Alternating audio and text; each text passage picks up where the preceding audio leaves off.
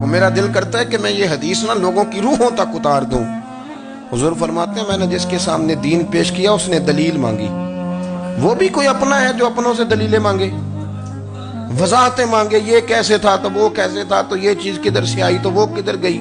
آپ اپنوں سے دلیلیں مانگ رہے ہیں، آپ اپنوں کو کٹہروں میں کھڑا کیا ہے۔ حضور یہ نہیں فرماتے کہ دلیل تھی کوئی نہیں، فرمایا جس نے مانگی میں نے دی دلیل، اور لوگ دلیل دیکھ کے مسلمان ہوئے۔ حضور فرماتے ہیں لوگوں سنو یہ میرا ابو بکر ہے، میں نے اسے کہا کلمہ پڑھ لے، اس نے دلیل ہی کوئی نہیں مانگی، فوراً ہی کلمہ پڑھ کے مسلمان۔ یہ اعزاز ہے۔ یہاں تو تھک گئے لوگ اپنوں کو دلیلیں دیتے، وہ جی ویسے کیسے تھا تو ایک بندہ یہ کہہ رہا تھا تو دوسرا کہنے دے جو دنیا کہتی ہے، تو اپنی بات کر، تو بتا تو کیا کہتا ہے، اپنی رائے بیان کر، تیرا نظریہ کیا ہے، تیرا ذوق کیا، تو چھوڑ لوگ کیا کہتے ہیں، اپنی بات کر۔ اگر ابو بکر صدیق لوگوں کے کہنوں پہ چلتے تو مکہ تو سارا کچھ اور کہہ رہا تھا، اس وقت تو کچھ تھا ہی نہیں جو کہتا کہ نہیں تو ٹھیک چل رہا ہے، دنیا ساری کچھ اور کہہ رہی تھی، لیکن صدیق اکبر کہہ رہے تھے نہیں نہیں، سچ وہ ہے جو مدینے والے رسول فرماتے ہیں، سچ وہ ہے جو میرے آقا نے فرمایا ہے۔ اپنی زندگی میں انہوں نے بتایا لوگوں کو کہ دین کا مزہ لینا ہے تو پھر ذرا غلامی کر کے آتا ہے، پھر ذرا پورا پیار کر کے آتا ہے، پھر پوری محبت دے کے پھر غلامی کا مزہ۔ حضرت اسماء بنت ابی بکر صدیق فرماتی ہیں کہ نبی پاک صلی اللہ تعالی علیہ وسلم نہ حرم شریف میں داخل ہوئے، ایام مکہ میں، مکے کے دن تھے، حضور حرم مکہ میں داخل ہوئے، کافروں نے، ابو جہل نے پہلے سے سازش کی ہوئی تھی۔ جیسے ہی حضور اندر داخل ہوئے تو شور کرنے لگا، کہنے لگا یہ تمہارے بتوں کو برا کہتے ہیں اور تمہیں شرم نہیں آتی، یہ تمہارے معبودوں کو گالی دیتے ہیں، معاذ اللہ یہ برا کہتے ہیں، میں خیال نہیں آتا۔ لوگوں کو اشتعال دینے لگا، لوگ مختلف جگہوں سے اکٹھے ہو کے حضور کے گرد جمع ہو گئے۔ آپ نے کہا ہے کہ بت جھوٹے، حضور فرمانے لگے کہا ہے۔ آپ نے کہا ہے کہ یہ کچھ نہیں کر سکتے، فرمایا کہا ہے۔ آپ نے کہا ہے یہ کوئی نفع نقصان نہیں دیتے، حضور فرمانے لگے کہا ہے۔ رسول کائنات صلی اللہ علیہ وسلم سے جو سوال پوچھا حضور نے بیان کیا، چاروں جانب سے وہ نبی کریم پر ٹوٹ پڑے، معاذ مارنے لگے۔ حضرت صدیق اکبر گھر میں بیٹھے کھانا کھا رہے تھے، کسی نے کہا ابو بکر وہ تو حرم میں حضور کو مار رہے ہیں، نہ سر پہ ٹوپی نہ پیروں میں جوتا۔ ابو بکر دوڑے، سر پٹ دوڑے، بھاگے۔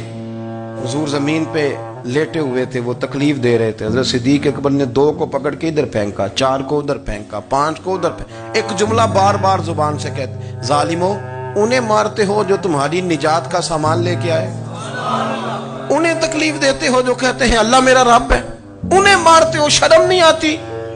اب انہوں نے حضور کو چھوڑ کے تو جناب صدیق اکبر کو مارنا شروع کیا۔ حضرت صدیق اکبر، عقبہ بن ابی معیط، عتبہ اتیبہ، ان کے ہاتھوں میں جوتے تھے۔ آج کل جوتے وہ نہیں ہوتے جو اس زمانے میں تھے، جوتا ہوتا تھا لکڑی کا، کھڑاؤں کہتے تھے، وہ جوتے پکڑ لیے اور جناب صدیق اکبر کے سر پہ مارنے شروع کیے۔ سر پہ جوتے لگ رہے ہیں، لگتے جا رہے ہیں، خون بہتا جا رہا ہے۔ حضرت صدیق اکبر نے بازو کھولے ہوئے بے ہوش ہو کے گرے۔ حضرت اسماء کہتی ہیں میرے والد کو لوگ گھر لائے تو سر بھی سارا لہو سے بھرا ہوا تھا، چہرہ بھی سارا لہو سے بھرا ہوا تھا۔ عشق تے اگ دوویں ایک برابر، عشق تے اگ دوویں، عشق تے اگ دوویں ایک برابر، پر عشق دا سیک ودھیرا، اگ تے ساڑے ککھ تے کانے، عشق ساڑے تن میرا، اگ دا دارو می تے پانی، کوئی دسے ہاں پلا عشق دا دارو کیڑا، سجنا اتھے کچھ نہیں بچتا جتھے عشق ہوراں دا ڈیرا۔ حضرت صدیق اکبر کو گھر لائے تو لہو لہان ہے سارا وجود، خون بہ رہا۔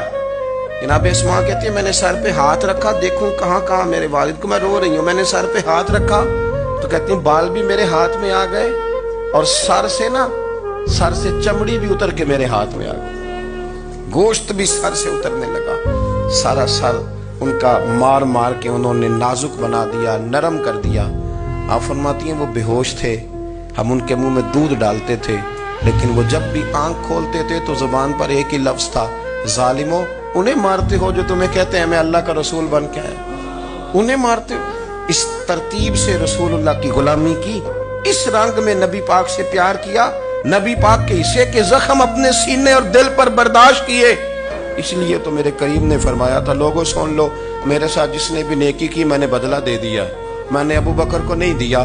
میں ابو بکر کا ہاتھ پکڑ کے اللہ کی بارگاہ میں لے جاؤں گا. میں کہوں گا مالک اس نے بڑی نیکیاں کی ہیں تو ہی اسے اجر عطا فرما. میں لے کے جاؤں گا کہوں گا اے اللہ تو دے اسے اجر. اس نے بڑی نیکی کی, اس نے بڑا پیار کیا, اس نے میرے ساتھ بڑی محبت کی, اس نے بڑی غلامی.